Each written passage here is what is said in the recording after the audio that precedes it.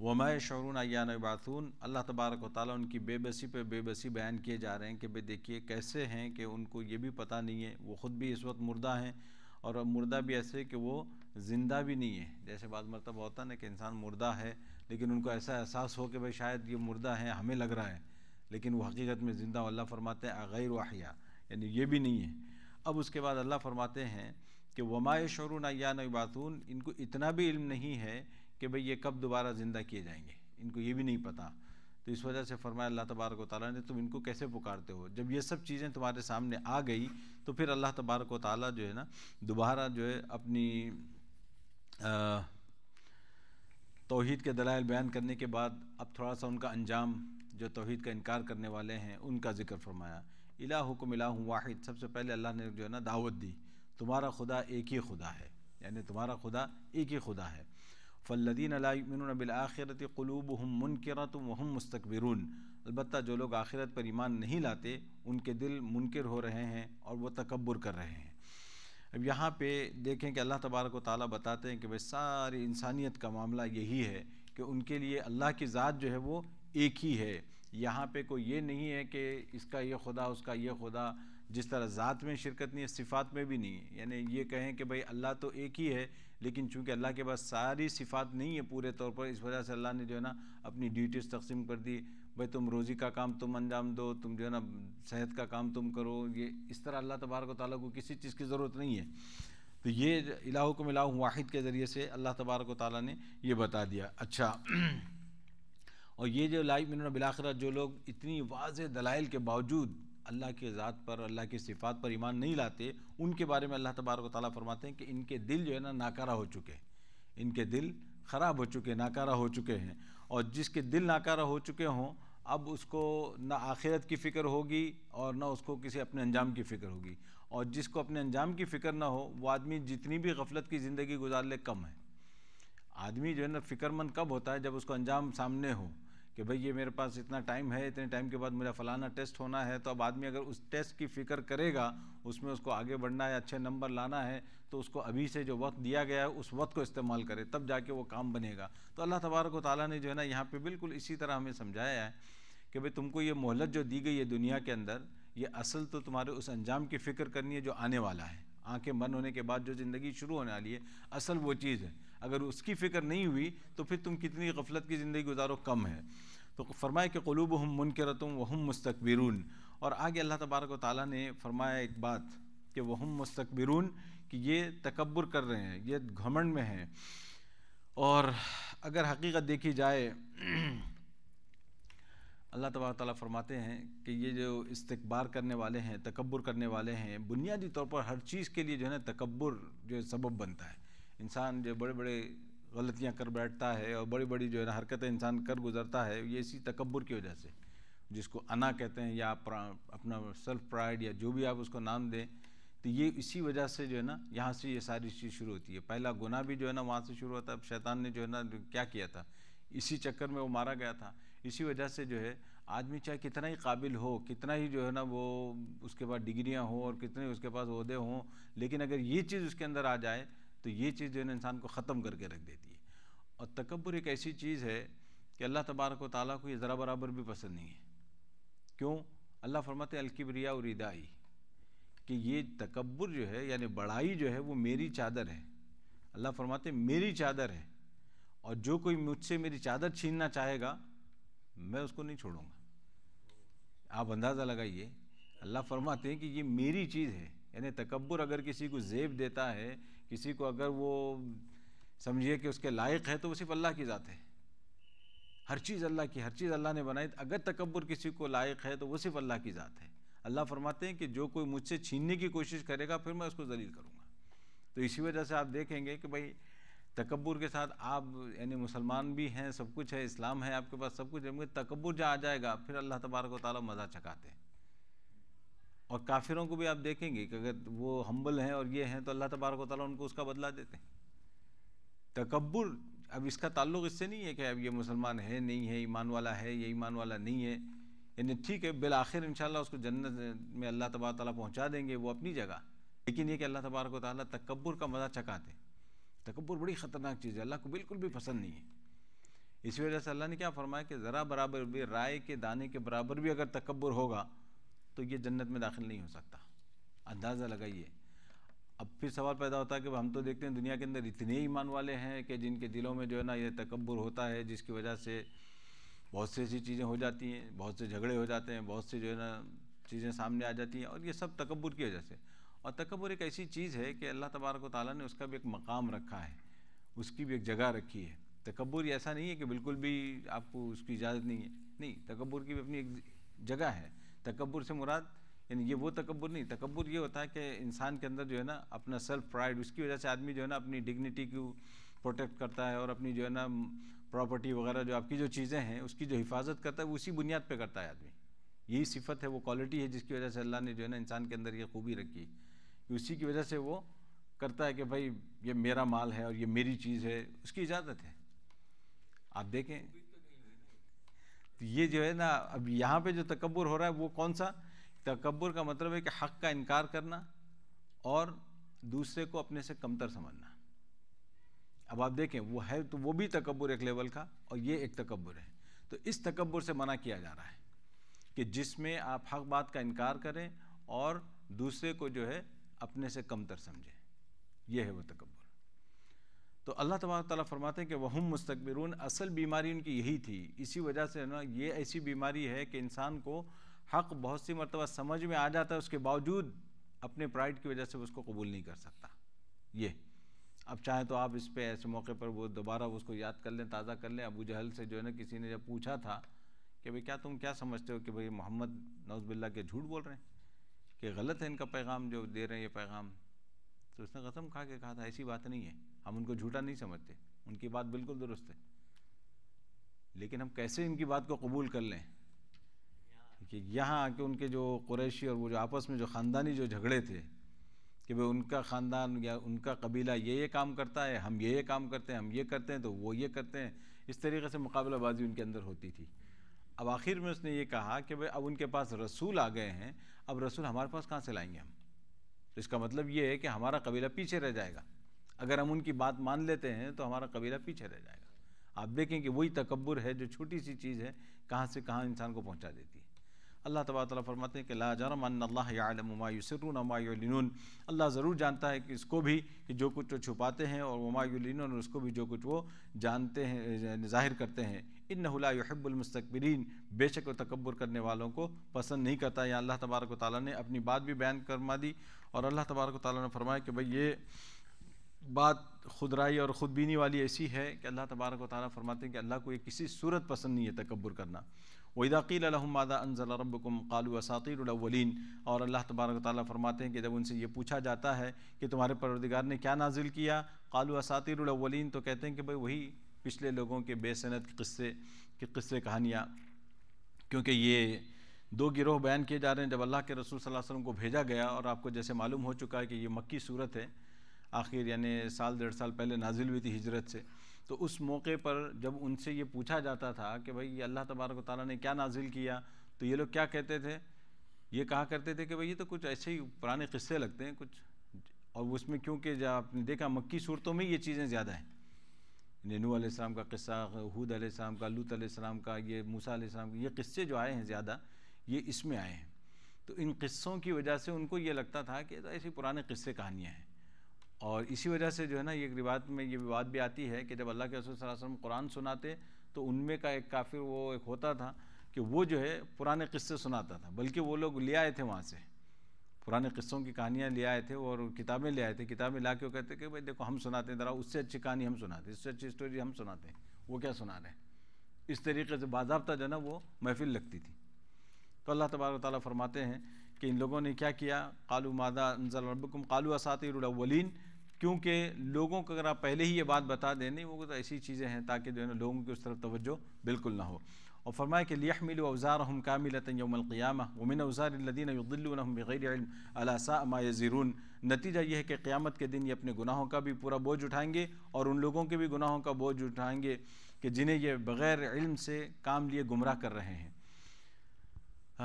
کیسا برا ہے یہ بوجھ یہ لوگ جو اپنے اوپر لاد رہے ہیں۔ یہاں اللہ تبارک و تعالیٰ نے جو ہے نا یہاں پہ بات بیان فرمائی ہے کہ وہ دیکھو جب ان لوگوں نے یہ کہہ کر نتیجہ لوگوں کو یہ تعارف کرایا قرآن مجید کا، تو اللہ فرماتے ہیں کہ اس کا ان کو مزہ بھی چکھنا ہوگا۔ اور دوسری جگہ جیسے کہ سورہ عنکبوت وغیرہ میں اللہ تبارک تعالیٰ نے بیان فرمایا کہ یہ لوگ کیا کہا کرتے تھے، نہیں بھائی ہمیں تو ڈر ہے، ہم کو اپنے آخرت کی فکر ہے، تو وہ کہا کرتے اگر قیامت کا دن ہوگا بھی تو ہم دیکھ لیں گے، تمہارے گناہ ہم لے لیں گے، تم اس کی فکر مت کرو، تمہارے گناہ ہم لے لیں گے، اس طرح سے جو نا تسلی دیا کرتے تھے۔ تو اللہ تبارک و تعالیٰ فرماتے ہیں لیحملوا اوزارہم کاملۃ، یہ خود تو اپنا اپنا پورا بوجھ اٹھائیں گے، ومن اوزار الذین یضلونہم بغیر علم، اور جن کو یہ گمراہ کرتے تھے ان کا بھی یہ بوجھ اٹھائیں گے قیامت کے دن جو ہے نا، وہ خود بخود اللہ تبارک و تعالیٰ فرما رہے ہیں الا ساء ما یزرون، کتنا برا ہے یہ بوجھ یہ جو اٹھاتے تھے۔ اس کے بعد آگے اللہ تبارک و تعالیٰ نے ان کا جو یہاں پہ ذکر کیا، آگے جو ہے نا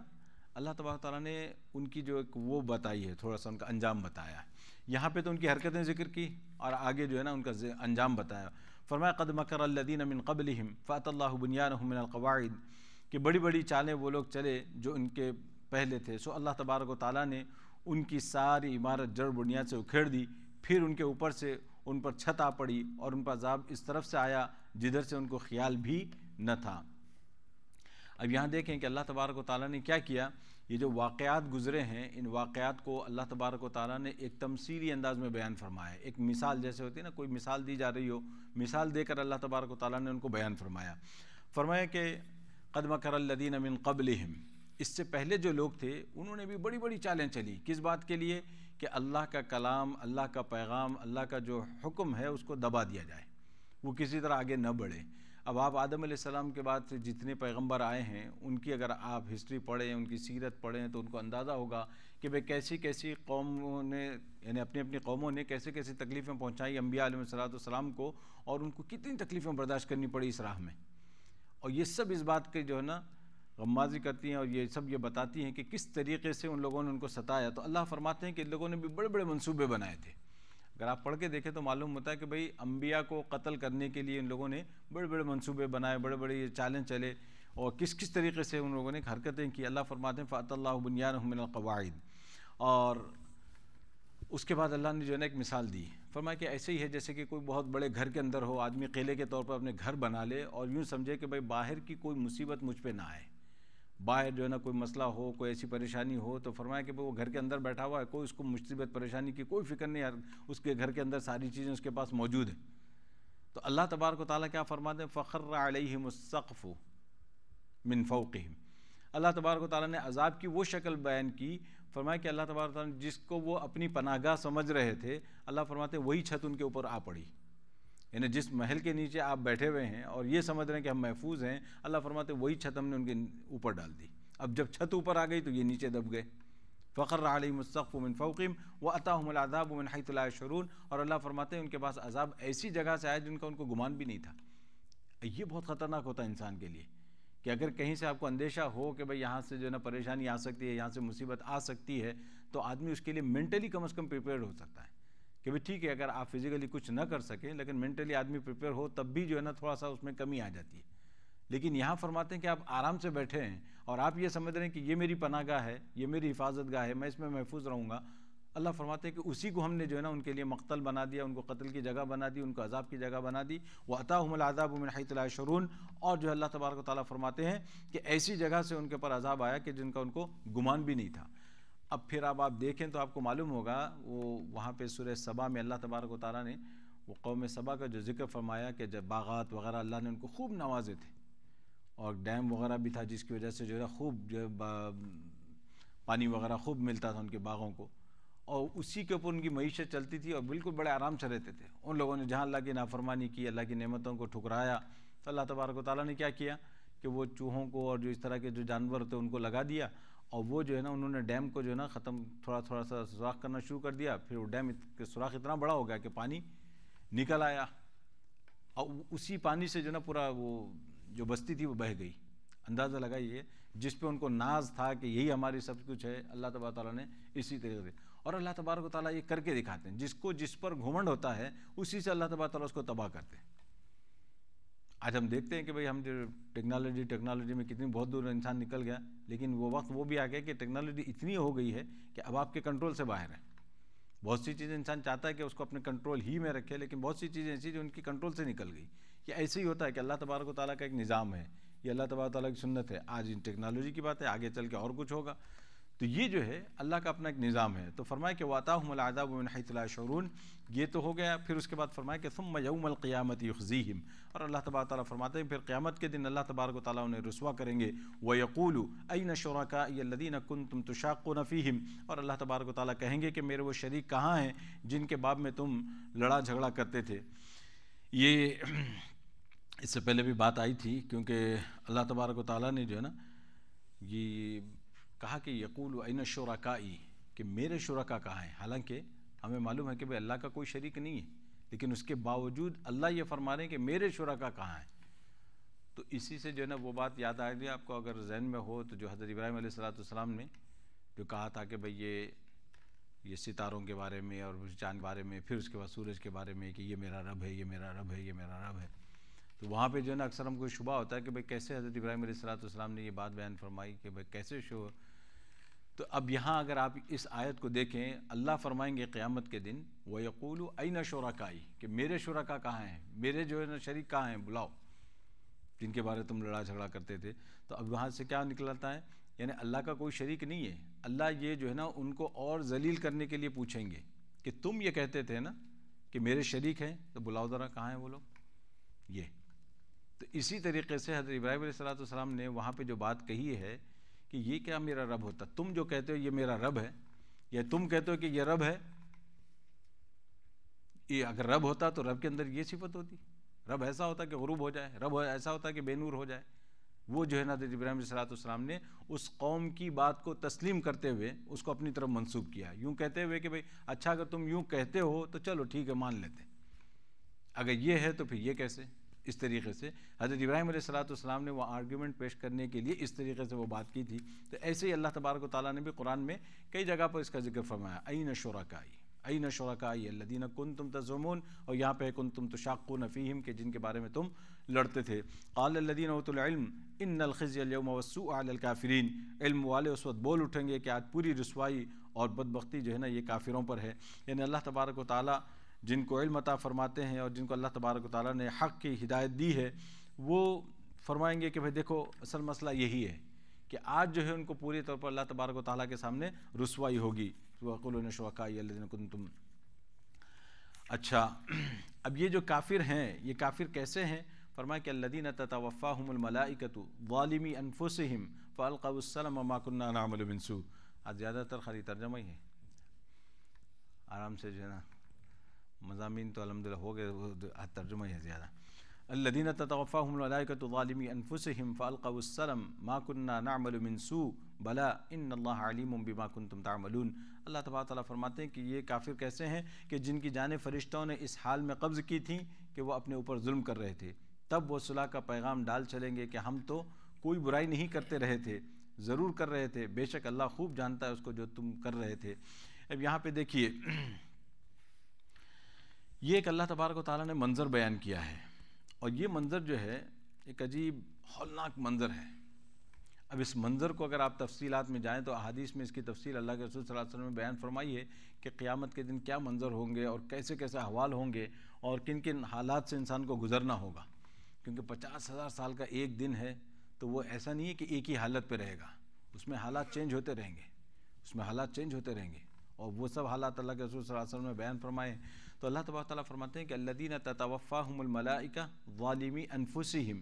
یہ اس وقت ہے کہ جب ان کی جانیں قبض کی جا رہی، روح قبض کیے جا رہی، اور روح قبض کیے جاتے رہے، اسی وقت ان کو یہ معلوم ہو جاتا تھا، ان کو یہ معلوم ہو جائے گا کیا کہ ان کا ٹھکانہ کیا ہوگا. اگر نیک آدمی ہے اس کی روح قبض کی جا رہی ہے، اس کو بھی معلوم ہو جائے گا کہ وہ اس کا ٹھکانہ کیا ہوگا، اور اگر یہ خدا نخواستہ ظالم ہیں، کافر ہیں، تو ان کو بھی معلوم ہو جائے گا کہ ان کا ٹھکانہ کیا ہوگا. این کس وقت؟ جب ان کی روح قبض کی جا رہی ہے، اسی وقت معلوم ہو جائے گا. تو اللہ فرماتے ہیں کہ الذین تتوفاہم الملائکہ، کہ جس وقت روح قبض کی جا رہی ہے، ہمارے فرشتے اس کی روح قبض کرتے ہیں. ظالمی انفسہم، یہ ایک بات یہاں پہ اللہ تبارک و تعالیٰ نے فرمائی کہ یہ اس وقت تک بھی انہوں نے ابھی توبہ نہیں کی. یہ ظالمی انفسہم کا مطلب کیا ہے؟ یہ اللہ کے ساتھ ابھی تک ظلم کر رہے ہیں، اپنی جانوں پر ظلم کر رہے ہیں. جانوں پر ظلم کرنا یعنی کفر کے اندر، معصیت کے اندر مبتلا رہنا. فرمایا کہ ظالمی انفسہم فالقوا السلم ما کننا نعمل من سوء. اب جب یہ تو ہو گیا معاملہ یہاں دنیا کا، اور اسی کے اندر جو ہے نا تھوڑا سا جملہ اللہ تبارک و تعالیٰ نے ایڈ کر دیا آخرت کا،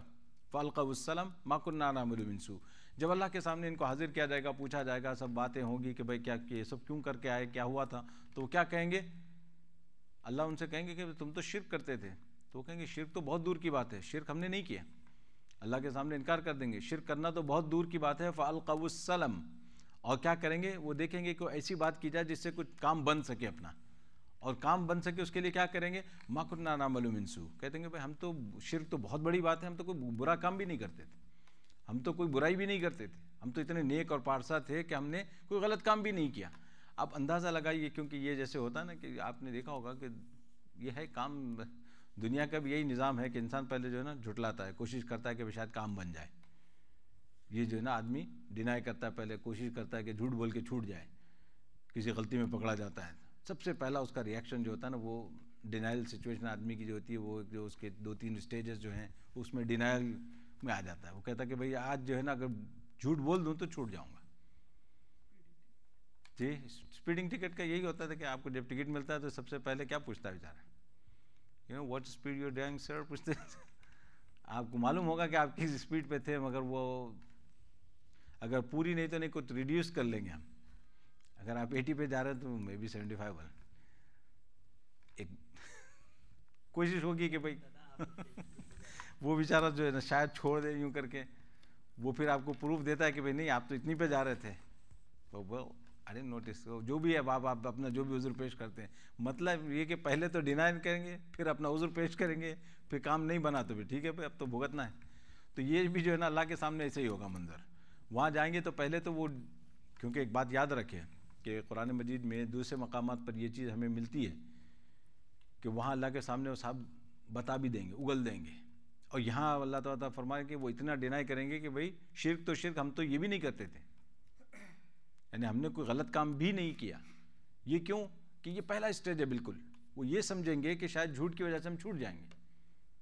اب بچوں کو بھی دیکھا ہوگا نا اپنے، آپ بچوں سے پوچھتے ہیں کوئی چیز فوراً تو کیا ہوتا ہے؟ پہلے تو کوشش ہوتی ہے کہ بھائی ادھر کچھ بات بنا نکل جائیں.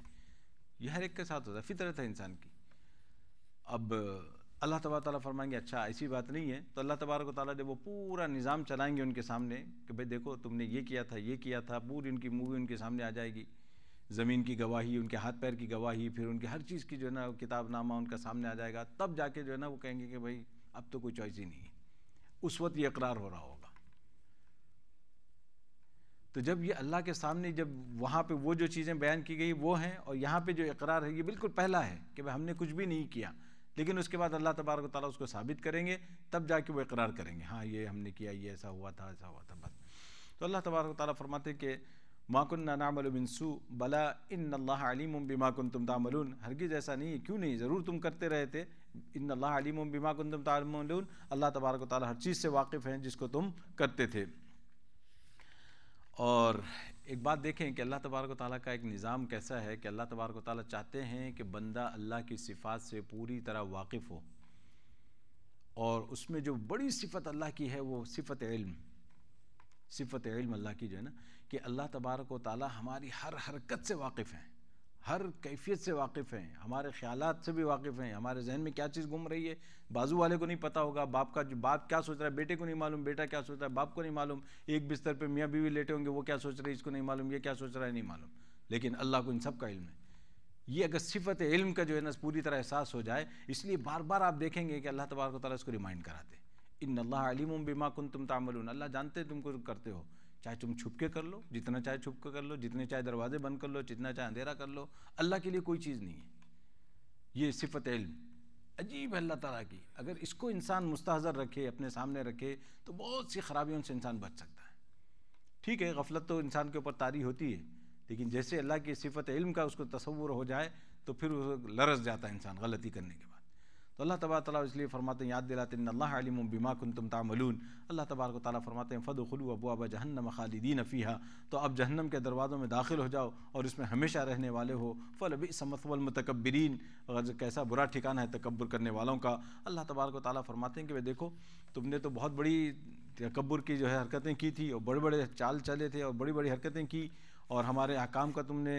استہزاء کیا، مذاق اڑایا، اس کو جھٹلایا، اللہ فرماتے ہیں کہ آج کیا ہوگا، ان کا کام یہ ادخلوا ابواب جہنم. اسی وجہ سے جو ہے نا یہاں پہ فرمایا گیا کہ یہ بعض مفسرین فرماتے ہیں کہ دونوں طرف ہے یہ،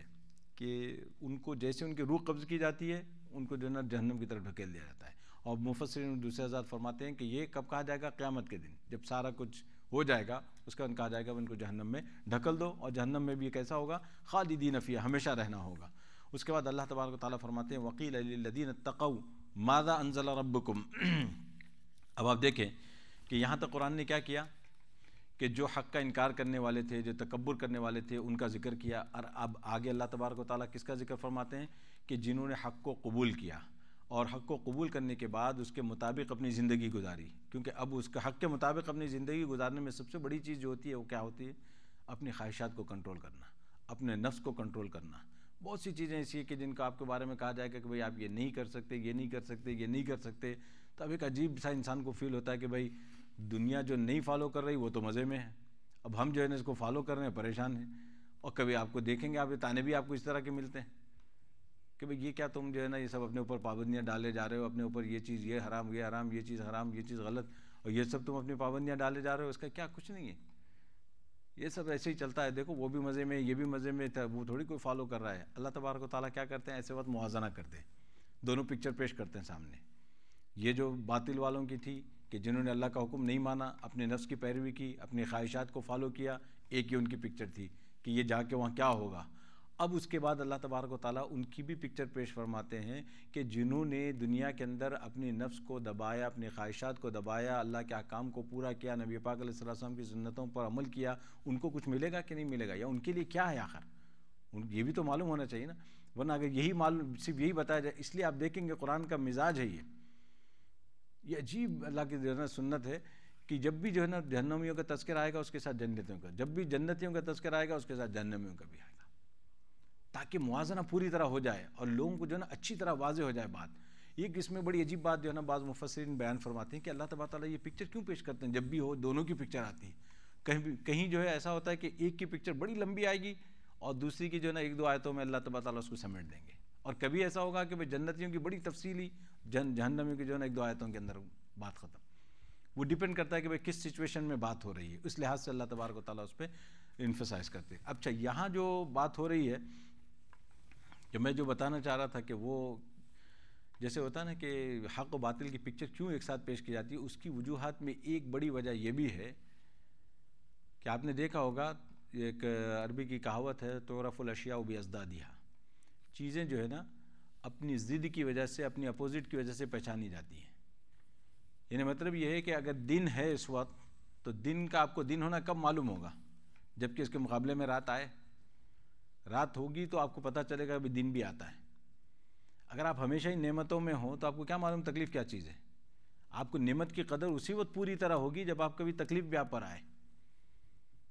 تو یہ جو ہے نا اللہ کا اصول ہے دنیا کے اندر، اللہ تبارک و تعالیٰ نے اس کو اسی طرح رکھا ہے. کبھی تھوڑی سی تکلیف پہنچا دی یا تھوڑا سا کبھی انسان کو درد ہو گیا، کبھی مالی تکلیف آ گئی، کبھی جو ہے نا جسمانی تکلیف آ گئی، کبھی طبیعت ٹھیک نہیں ہے، کبھی کچھ، اس سے پھر بعد میں احساس ہوتا ہے جب نعمت ملتی ہے، صحت ہوتی ہے، انسان کو کہتا ہے ہاں لا. اچھا اس سے پہلے کبھی اندازہ نہیں ہوتا، اللہ کی لاکھوں نعمتیں ہم استعمال کرتے ہیں. تو اللہ تبارک و تعالیٰ کبھی کبھار اس کا احساس دلانے کے لیے. تو اب یہاں پہ جو ہے جب یہ ان کا جو اہل باطل کا جب بیان کیا گیا کہ باطل والوں کے ساتھ یہ ہوگا،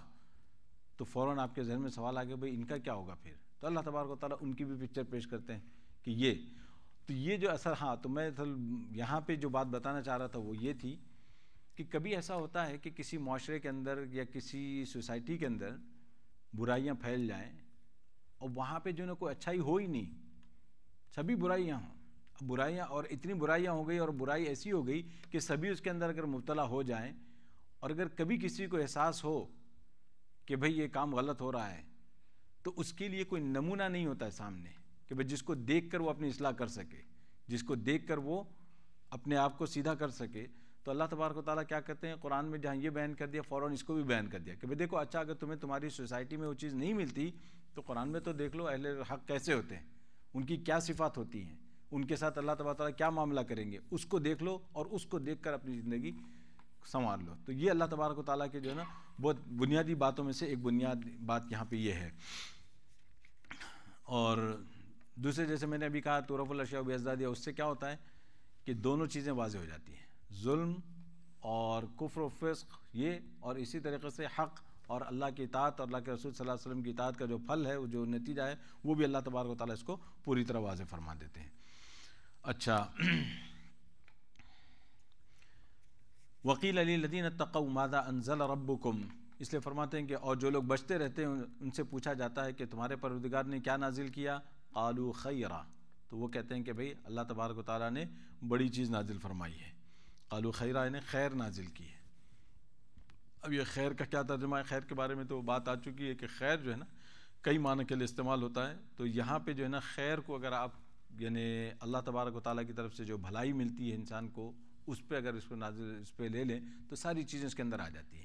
جسمانی، روحانی اور آپ کی ساری چیزیں نعمتیں اللہ کی طرف سے. قالوا خیرا، ہر اعتبار سے وہ خیر ہے. اور للذین احسنوا فی هذه الدنیا حسنہ ولدار الآخرۃ خیر ولنعم دار المتقین، تو وہ کہتے ہیں بڑی خیر نازل فرمائی ہے، جن لوگوں نے نیکی کی ان کے لیے اس دنیا میں بھی بھلائی ہے اور عالم آخرت میں تو اور بھی بہتر ہے، اور اہل تقویٰ کا وہ گھر واقعی کیا ہی اچھا گھر ہے. اب یہاں دیکھیں کہ اللہ تبارک و تعالیٰ فرماتے ہیں کہ جب آپ ان سے پوچھیں جو اس کو فالو کرنے والے ہیں تو وہ کیا کہتے ہیں کہ اللہ تبارک و تعالیٰ نے خیر نازل کیا ہے. ان لوگوں نے کیا کہا تھا، اساطیر الاولین، کہ پرانوں کی کچھ قصے کہانیاں ہیں وہ اللہ نے نازل کی ہیں. اور ایک جگہ تو چل کے انہوں نے کہا ما نزل اللہ من شیء، کہ اللہ نے کوئی چیز نازل ہی نہیں کی، اللہ نے کوئی چیز نازل ہی نہیں کی، سب ایسے ہی ہے. تو یہاں اللہ تعالیٰ فرماتے ہیں کہ جب آپ کسی فالو کرنے والے سے پوچھیں تو وہ کیا کہتا ہے، وہ کہتا ہے کہ اللہ نے بھلائی کی چیز نازل کی. اب اس کے بعد جو ہے نا للذین احسنوا فی هذه الدنیا حسنہ، اب یہ سارا جو ہے نا یہاں سے جو ہے للذین احسنوا، وہاں سے مفسرین فرماتے ہیں کہ دو چیزیں ہیں اس میں. ایک تو یہ ہے کہ یہ انہی کا مقولہ ہے جو یہ کہتے ہیں کنٹینیویشن میں، قالوا خیرا للذین احسنوا فی هذه الدنیا حسنہ، پوری بات، یا یہ کہ ان کا یہ کہنا کہ اللہ نے بہت اچھی چیز نازل کی ہے، قالوا خیرا، بس وہاں پہ وہ رک گئے. اس کے بعد آگے اللہ کا کلام شروع ہے، للذین احسنوا فی هذه الدنیا حسنہ، کہ جو دنیا کے اندر اچھے کام کرتے ہیں اور عاقبت کی فکر رکھتے ہیں، اللہ تبارک و تعالیٰ فرماتے ہیں کہ ان کو ہم کیا کریں گے، اہل ایمان کو ساری نعمتیں عطا کریں گے. للذین احسنوا فی هذه الدنیا حسنہ، کہ دنیا کے اندر تو بھلائی دیں گے ہی دیں گے، اور ولدار الآخرۃ خیر، اور آخرت کی جگہ تو ان کے لیے اور بھی زیادہ بہتر ہے.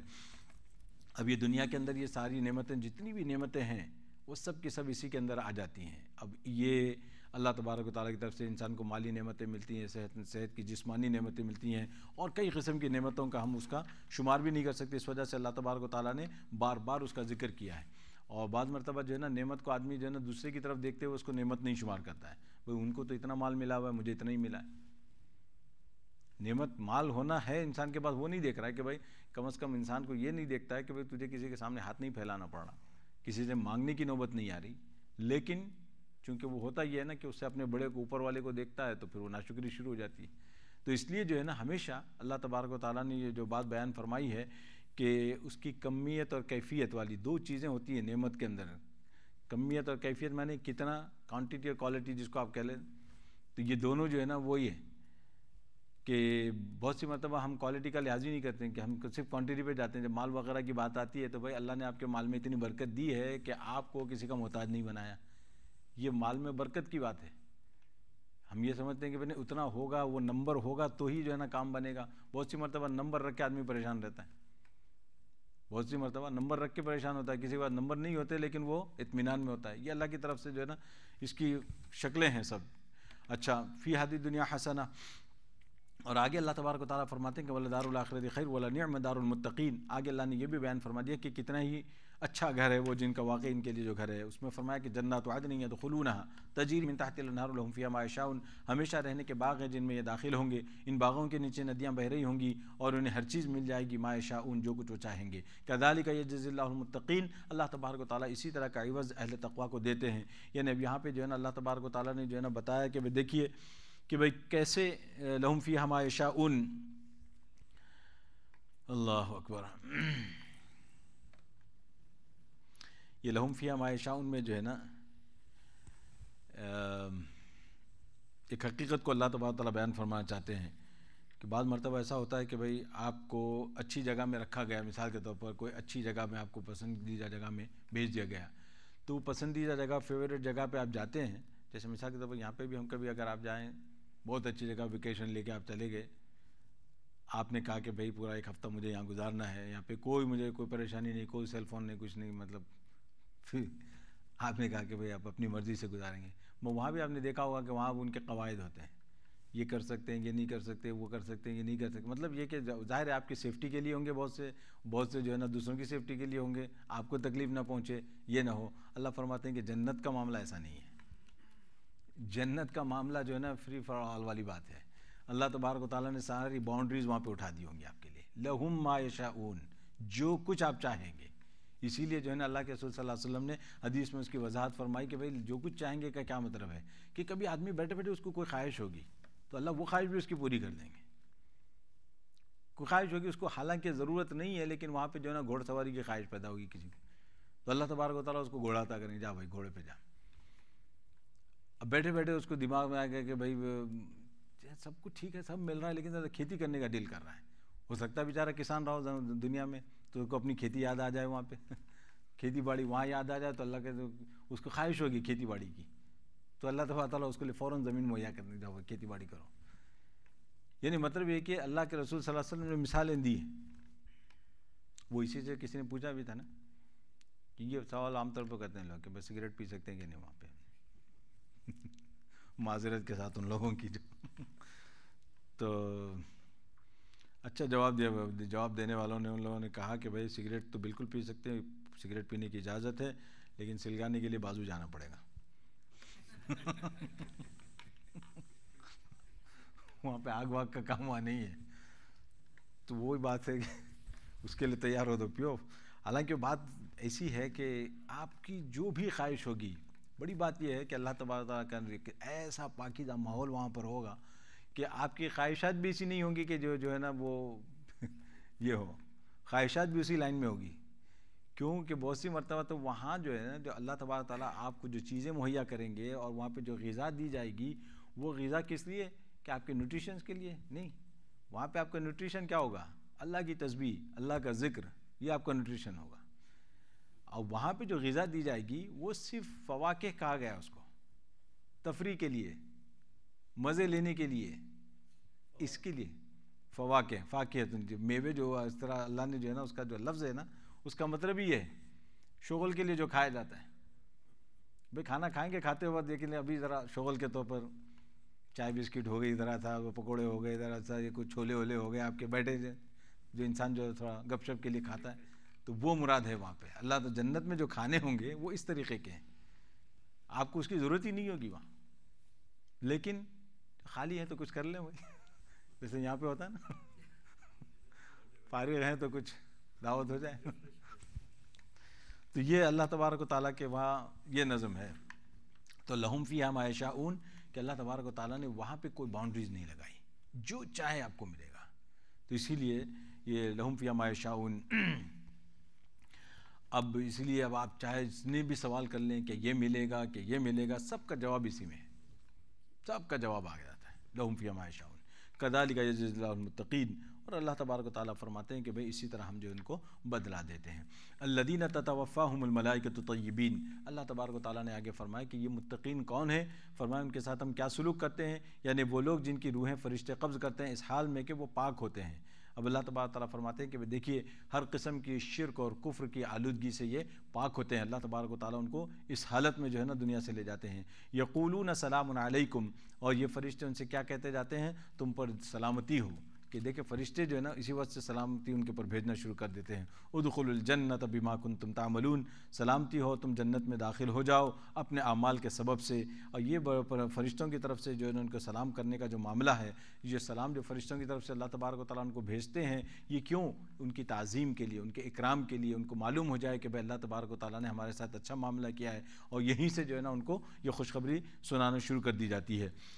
اور اسی وجہ سے جو ہے نا اللہ تبارک و تعالیٰ نے یہاں پہ دیکھیں جہاں جنتی وہاں پہ جو باطل کا ذکر آیا تھا، بالکل ایسے ہی اللہ تبارک و تعالیٰ نے پکچر پیش کی تھی، اپوزٹ پکچر، اور یہاں پہ بھی یہی ہے، ان کو کہا تھا کہ بھئی تم جہنم میں داخل ہو جاؤ، یہاں پہ ان کے لیے کہا جا رہا ہے فوراً ادخلوا الجنہ، جنت میں داخل ہو جاؤ۔ اسی وجہ سے بعض مفسرین فرماتے ہیں جیسے ہی یہ روح نکلتی ہے، اللہ تبارک و تعالیٰ کے یہاں جو ہے نا علیین میں پہنچا دی جاتی ہے، اللہ کی طرف سے وہ اللہ کے دربار میں پہنچتی ہے، وہ اللہ کو جو ہے نا جو سجدہ ہوتا ہے، اس کے بعد اللہ تبارک و تعالیٰ کی طرف سے حکم ہوتا ہے کہ اس کو علیین میں پہنچا دیا جائے، اور اگر برے روح ہوتی ہے تو اس کو سجین میں پہنچانے کا حکم ہوتا ہے۔ آپ دیکھیں گے کس طریقے سے اللہ تبارک و تعالیٰ نے دونوں کی پکچر بالکل پیش کی ہے۔ ان کے لیے دنیا وہاں پہ کچھ نہیں ملے گا، اور جنتیوں کے لیے سب کچھ ملے گا۔ اللہ تبارک و تعالیٰ اس کا ذکر اس حوالے سے یہاں پہ فرماتے ہیں۔ اور ایک بات یاد رکھیں کہ بما کنتم تعملون، اللہ تبارک و تعالیٰ فرماتے ہیں کہ جنت میں تم کو جو پہنچایا جا رہا ہے یہ کسی کے طفیل کی بنا پر نہیں ہے، کسی کی وجہ سے نہیں پہنچایا، بلکہ تمہارے جو اعمال تھے، تم نے جو اعمال کیے تھے اسی وجہ سے اللہ تبارک و تعالیٰ نے یہ بدلہ تمہیں دیا ہے۔ یہ تمہارے اعمال کا بدلہ ہے، کہ کوئی آدمی یہ نہ سمجھے کہ بھئی کسی کے طفیل میں جا رہا ہوں یا فلانے کی وجہ سے جا رہا ہوں، فلانے کی وجہ سے نہیں، بلکہ اللہ تبارک و تعالیٰ، اور یہ بار بار اللہ نے بیان فرمایا ہے۔ اس کے پیچھے بڑا راز ہے، اس کے پیچھے بڑا راز ہے۔ انسان کی جو سوچ ہے نا، یا آپ دیکھیں کہ بھئی اگر اس کے عقیدوں کے لیے کوئی دوسری چیزیں انسان کے سامنے آ جائے تو بہت سی مرتبہ شیطان اس کو جو ہے نا، اب آپ دیکھیں یہاں پہ تقدیر کا مسئلہ اگر آپ تھوڑی دیر کے لیے سوچیں تو کیا کہتا ہے؟ آپ کی تقدیر کا مسئلہ یہ ہے کہ شیطان آپ پہ سواری کرے گا، وہ یوں کہے گے کہ بھائی جب تقدیر میں لکھا ہے تم جنت میں جاؤ گے تو اب نماز پڑھنے کا فائدہ کیا، اچھے کام کرنے کا فائدہ کیا ہے؟ تقدیر میں ہے تو کسی بھی طرح جانا ہے۔ اب اللہ یہاں فرماتے ہیں کہ بما کنتم تعملون، جو تم کر رہے ہو اسی وجہ سے ہم تمہیں جنت میں بھیج رہے ہیں۔ اس کا جو ہے اللہ نے یہاں جواب دیا ہے، اس کا رد کیا ہے۔ وہ تقدیر کا فیصلہ تو ہے، وہ تقدیر کا فیصلہ تمہیں نہیں بتایا گیا کہ تمہارے ساتھ کیا فیصلہ کیا گیا ہے۔ تمہارا فیصلہ اللہ کے یہاں محفوظ ہے کہ تم کس کیٹیگری میں ہوگا وہی ہوگا۔ لیکن اللہ تبارک تعالیٰ فرماتے ہیں اگر جنت میں جانا ہو تو یہ کام کرو، ٹھیک ہے؟ فیصلے اس لیے کے چکر میں مت پڑو، تقدیر کے پیچھے مت پڑو، اور تقدیر کے پیچھے تم پڑو گے تو حاصل کچھ نہیں ہوگا۔ کیوں کہ تقدیر تو تمہیں کبھی پتہ نہیں چلنے کی، زندگی بھر تم لٹک جاؤ تو تمہیں نہیں پتہ چلے گا تمہاری تقدیر میں کیا لکھا ہوا ہے۔ اسی لیے صرف وہ کیے جاؤ جس کا تمہیں حکم دیا گیا ہے، بما کنتم تعملون۔ یہ ایسے نہیں اللہ تبارک تعالیٰ دہراتے ہیں، بار بار دہرایا اس کو، خوب دہرایا اللہ نے، تاکہ انسان کو ذہن میں بیٹھ جائے بات اچھی طرح سے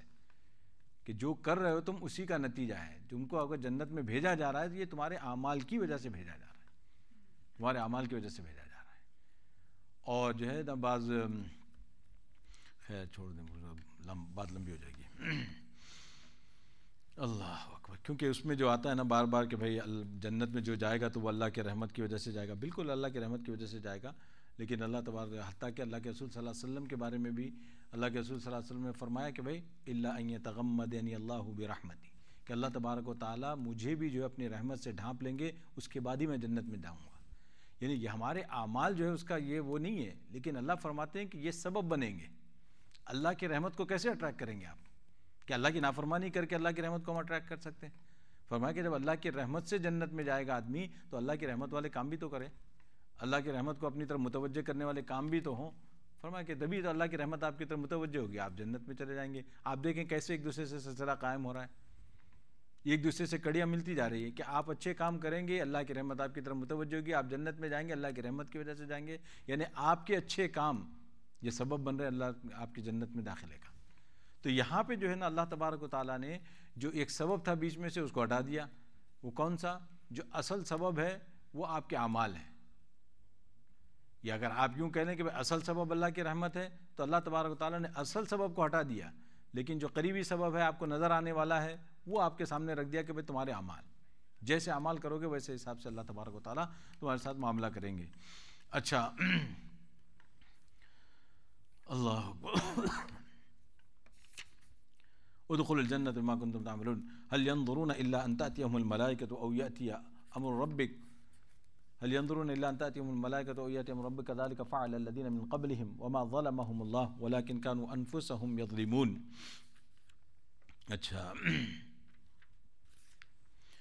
اللہ تبارک و تعالیٰ فرماتے ہیں کہ دیکھیے اب یہاں پہ متقین کی بات چلی اور متقین کے احوال سامنے آئے، اس کے بعد جو ہے نا ان کا ذکر کیا جا رہا ہے۔ اللہ تعالیٰ فرماتے ہیں کہ جو لوگ اتنی باتوں کو سننے کے باوجود حق پہ نہیں آتے یا حق کو قبول نہیں کرتے، اپنی ضد پر اڑے رہتے ہیں، تو اللہ تبارک تعالیٰ فرماتے ہیں کہ ان کا کیا انجام ہوگا؟ هل ينظرون، یہ منکرین تو بس اس کے منتظر ہیں کہ ان کے پاس فرشتے آ جائیں، الا ان تأتیہم الملائکۃ، ملائکہ، او یأتی امر ربک، یا آپ کے پروردگار کا فیصلہ آ جائے، کذالک فعل الذین من قبلہم، ایسا ہی ان لوگوں نے بھی کیا تھا جو ان کے ماقبل تھے۔ اللہ تبارک تعالیٰ فرماتے ہیں کہ یہ کیا کرتے ہیں کہ یہ کسی بات کو مان کے نہیں دیتے، ان کا جو ہے نا بس یہ ہمیشہ یہ ہوتا ہے کہ ہمارے پاس فرشتے آ جائیں، فرشتے آ کے جو ہے نا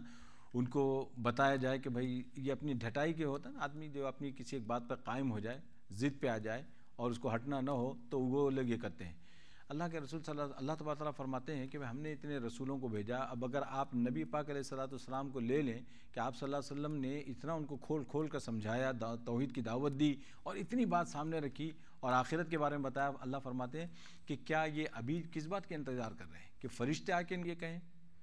اور اس سے پہلے یہ بات ہمارے سامنے بارہا آ چکی ہے کہ فرشتوں کا آنا جو ہے نا دو حال سے خالی نہیں ہوگا۔ اگر فرشتہ آئے گا تو یا تو انسانی شکل میں آئے گا یا پھر اپنی اصلی شکل میں آئے گا۔ اگر فرشتہ انسانی شکل میں آئے گا تو آپ کا وہی اعتراض ہوگا پھر کہ ہمیں کیسے پتا کہ یہ فرشتہ ہے، آپ تو اس کو انسان کی شکل میں دیکھ رہے ہیں، اور اگر فرشتہ اپنی اصلی شکل میں آئے تو آپ دیکھ نہیں سکتے اس کو۔ یعنی عجیب معاملہ ہے۔ تو اللہ تبارک تعالیٰ فرماتے ہیں کہ کیا یہ فرشتوں کا انتظار کریں کہ فرشتے آ کے ان کو کہیں کہ بھئی یہ فرشتے اگر، اور دوسری بات یہ ہے کہ اللہ کا نظام یہ ہے کہ اللہ تبارک و تعالیٰ جب فرشتوں کو نازل فرماتے ہیں تو فرشتوں کو نازل فرماتے ہیں تو کسی حکم کے ساتھ نازل فرماتے ہیں، اور آپ کے لیے جو حکم لے کر وہ آئیں گے، کس بات کا حکم لے کر آئیں گے؟ سزا کا، عذاب کا۔ کیوں؟ کہ تم نے حق کا انکار کیا۔ تو اس لیے اللہ فرماتے ہیں کہ کیا هل ينظرون الا ان تأتيهم الملائکہ، کہ یہ انتظار میں ہے کہ فرشتے ان کے پاس آئیں، او یأتی امر ربک، یا اللہ تبارک و تعالیٰ کا فیصلہ آ جائے، اور یہ اللہ تبارک و تعالیٰ کا فیصلے سے مراد اللہ کا عذاب نازل ہو جائے۔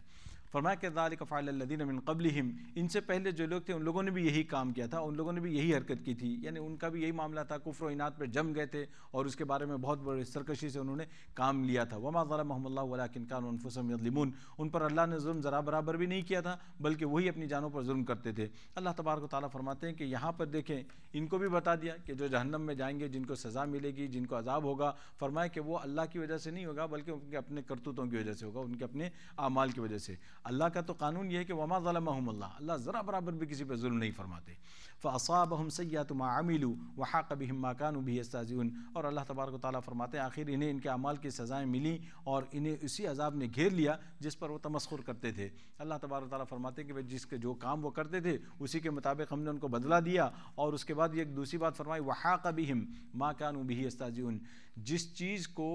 یہ دنیا کے اندر، جیسے ابھی آپ کو معلوم ہوا کہ جب رسول آتے تھے، رسول آ کے ان کو بتاتے تھے کہ بھئی یہ کام ہونے ہیں اور اس طریقے سے تمہیں دوبارہ زندگی ملنی ہے، تو وہ اس کا بھی مذاق اڑاتے تھے، دوبارہ کیسے اٹھائے جائیں گے، کیسے اٹھائے جائیں گے۔ وہ بوسیدہ ہڈیاں لاتے تھے اللہ کے رسول صلی اللہ علیہ وسلم کے سامنے اور اس کو جو ہے نا اس طرح سے اس کی جو پاؤڈر بنا دیتے تھے،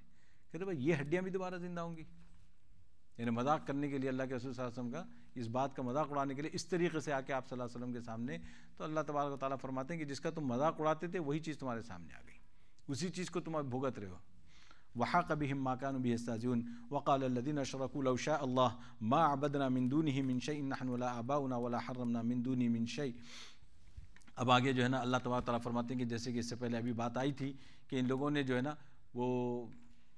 جو انکار والے جو شکل تھی نا وہ یہاں پہ اللہ نے فرمایا۔ سب سے پہلے کیا؟ اور شرک کرنے والے کہتے ہیں کہ اگر اللہ چاہتا تو ہم اس کے سوا کسی کی بھی پرستش نہ کرتے،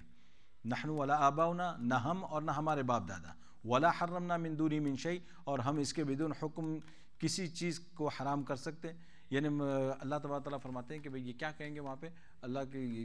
نبی پاک علیہ السلام جب ان کو بلاتے تو اس میں یہاں پہ جو ہے نا وہ بھی تقدیر کا سہارا لیتے۔ کیا تقدیر کا سہارا لیتے ہیں؟ کہ بھئی اگر اللہ نہ چاہتا تو ہم جو ہے نا یہ کیسے کر سکتے تھے، یہ شرک ہم کر رہے ہیں اور اللہ جو ہے نا ہمیں جو ہے نا اس کی سزا نہیں دے رہا ہے، اللہ کی طرف سے کوئی پکڑ نہیں آ رہی ہے، اس کا مطلب یہ ہے کہ اللہ کی مرضی اس میں شامل ہے۔ یہ اب آپ تھوڑی دیر کے لیے اگر یہ نکال دیں وقال الذین اشرکوا، یہ جملہ نکال دیں کہ بھئی جنہوں نے شرک کیا وہ یہ کہتے ہیں، اگر آپ نکال دیں تو یہ جملے ہماری زبانوں پہ بھی ہیں، یہ جملے ہماری زبانوں پہ بھی ہیں کہ ہم اپنے غلط کام کو جو ہے نا جسٹیفائی کرنے کے لیے یہی دلیل پیش کرتے ہیں کہ بھئی اگر اللہ کے یہاں یہ چیز غلط ہوتی ہے، ایسا ہوتا تو ایسا ہوتا، لیکن ہوتا کیا ہے کہ وہ بڑے اسکیل پہ پیش کرتے ہیں، ہم اس کو ذرا بڑے اسکیل پہ پیش کرتے ہیں، کہتے ہیں کہ بھئی اگر امریکہ پہ اللہ کا عذاب کیوں نہیں آتا، ایسے ایسے غلط کام کرتے ہیں، اس کا مطلب ہے کہ صحیح ہے، فلانی جگہ پہ اللہ کا عذاب کیوں نہیں آ جاتا۔ اللہ کے عذاب کا سلسلہ یہ نہیں ہے، اللہ تبارک و تعالیٰ نے عذاب کو جو ہے نا اس سے نہیں جوڑا کہ بھئی فوراً پکڑ لیں گے، اسی لیے اللہ نے کیا کہا کہ اگر فوراً پکڑ آنے لگے تو کوئی بھی نہیں بچ سکتا، دنیا میں کوئی ایک زندہ بچ ہی نہیں سکتا۔ اللہ کا نظام یہ نہیں ہے، یعنی کوئی یہ نہ سمجھے کہ اللہ کی پکڑ اگر کسی پہ نہیں آتی ہے تو اس کا مطلب یہ ہے کہ آپ حق پہ ہیں، اس کو دلیل نہ بنائیں۔ اب آپ اسی کو دوسرے انداز میں سمجھ لیں، کیا ہوتا ہے کہ آدمی جو ہے نا عیش و آرام میں ہے، اس کو کوئی مسئلہ نہیں ہے، اللہ نے خوب دولت بھی دی ہوئی ہے، صحت بھی ہے، سب کچھ ہے، تو بولتے ہیں یار وہ کتنا ہے، دیکھو اللہ کے نزدیک کتنا پسندیدہ ہے، وہ اللہ کا محبوب بندوں میں سے، اس وجہ سے اس کو کوئی تکلیف نہیں ہے، کوئی پریشانی ہے، ہر چیز آرام سے گزر رہی ہے اس کی۔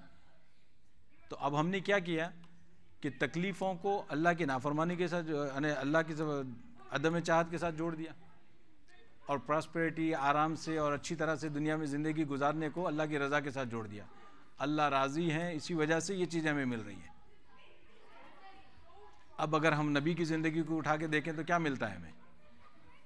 سب سے زیادہ پریشانیاں اور مصیبتیں جن کو آئیں وہ اللہ کے رسول صلی اللہ علیہ وسلم، چونکہ ہمارے سامنے سیرت پوری طرح نہیں ہے نا، اس وجہ سے ہم اس کا اندازہ نہیں کر سکتے کہ اللہ کے رسول صلی اللہ علیہ وسلم کو کس طریقے سے ستایا گیا۔ ہم کو تو صرف یہی یاد ہے کہ آپ صلی اللہ علیہ وسلم کو طائف میں پتھر مارے گئے تھے، صرف یہ 2-4 چیزیں ہمارے سامنے ہوتی ہیں، ورنہ اگر حقیقت اٹھا کے دیکھیں تو کس طرح آپ صلی اللہ علیہ وسلم کی فیملی کے ساتھ، اور آپ صلی اللہ علیہ وسلم کی اولاد کے ساتھ، اور آپ صلی اللہ علیہ وسلم کی، یعنی یہ ساری چیزیں کہ کس طریقے سے اللہ کے رسول صلی اللہ علیہ وسلم، اور یہ اسی لیے اللہ کے رسول صلی اللہ علیہ وسلم نے فرمایا کہ جتنا مجھے اللہ کے راستے میں ستایا گیا کسی اور نبی کو اتنا تکلیف نہیں دی گئی۔ حالانکہ ہم دیکھتے ہیں کہ پچھلے بعض انبیاء کو تو جو قتل کر دیا گیا، کیا اس سے بھی بڑی تکلیف ہے کوئی؟ قتل کیے جانے سے بھی کوئی بڑی تکلیف ہے؟ اس کا مطلب ہے کہ کوئی ایسی تکلیفیں ہیں جو اللہ کے رسول صلی اللہ علیہ وسلم فرماتے ہیں جتنا مجھے ستایا گیا، جتنی اذیت مجھے دی گئی ہے کسی اور نبی کو نہیں دی گئی۔ بہت بڑی بات ہے یہ۔ تو اس لیے جو ہے اللہ تبارک تعالیٰ فرماتے ہیں کہ یہ انسان جو ہے نا ایسے ہی کرتا ہے، کوشش اس کی یہی ہوتی ہے کہ اس طریقے سے، اس طرح کے جملوں سے جو ہے نا بچ جائے۔ اگر آپ یہ اس جملے کو جو ہے نا حقیقت میں تبدیل کر دیں، آپ اگر شرک کرنے لگیں، اللہ تبارک و تعالیٰ آپ کو شرک سے روک دے بائی فورس، ٹھیک ہے نا؟ آپ یہی چاہتے ہیں کہ اگر انسان جو ہے نا غلط کام کرنے جائے، کسی پہ ظلم کرنے کے لیے آپ نے ہاتھ اٹھایا، آپ کا ہاتھ جو ہے نا وہیں رک گیا، یا پتھر بن گیا، یا آپ کچھ ہو گیا، اگر اللہ ایسے کرنے لگے تو آپ میں اور کسی گدھے میں کوئی فرق نہیں ہوگا۔ کیوں؟ کہ گدھے کو بھی اختیار نہیں ہے، ہمیں بھی کوئی اختیار نہیں ہے۔ اللہ تبارک و تعالیٰ نے انسان کو اشرف المخلوقات بنایا کس لیے؟ یہ اختیار دے کر، اس اختیار سے تم اللہ کی عبادت کرو، تم اچھے بن کے دکھاؤ، اس اختیار کی وجہ سے۔ ان کو اختیار نہیں ہے جو غیر جاندار ہیں، تو اسی لیے جو ہے یہ فرق ہے، اسی وجہ سے ہم میں اور جانوروں میں، اور ہم میں اور جمادات کے اندر، یہ اللہ تبارک و تعالیٰ نے فرق اسی وجہ سے رکھا۔ فرمایا کہ وقال الذین اشرکوا لو شاء اللہ ما عبدنا من شیء نحن ولا آباؤنا ولا حرمنا من دونہ من شیء کذلک فعل الذین من قبلہم فعل علی الرسل الا البلاغ المبین۔ بس انشاءاللہ پھر یہاں سے آگے چلیں گے آیت نمبر 34۔ اللہ تبارک تعالیٰ ہم سب کو عمل کی توفیق عطا فرمائے۔ خدا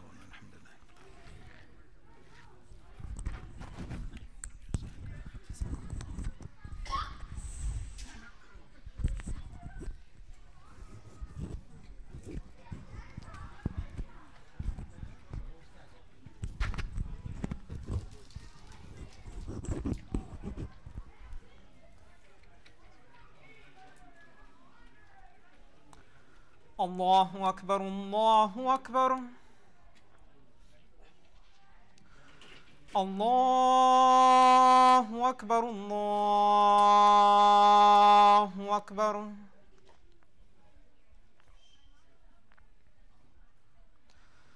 اشہد ان لا الہ الا اللہ